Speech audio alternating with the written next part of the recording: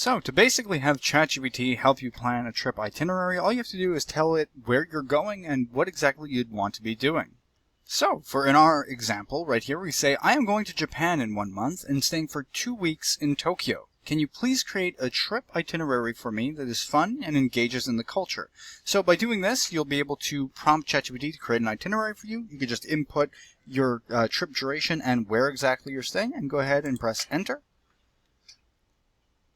And then just like that, it updates a saved memory where you're going and what you're doing, and it's going to create a fun and culturally immersive 2-week Tokyo itinerary. And as you can see here, we get explore traditional whatever. It gives you day 1 arrival, what you can do, gives you day 2, 3, and it goes all the way through your 2 weeks to give you something nice and fun. And you can always go ahead and ask ChatGPT to go ahead and edit this if there's certain things you don't want to be doing or you'd rather switch days for, but it'll help you develop a nice plan for your trip that aligns with exactly what you're looking for when you include it into the prompt or in your editing. So hopefully this helped you guys out.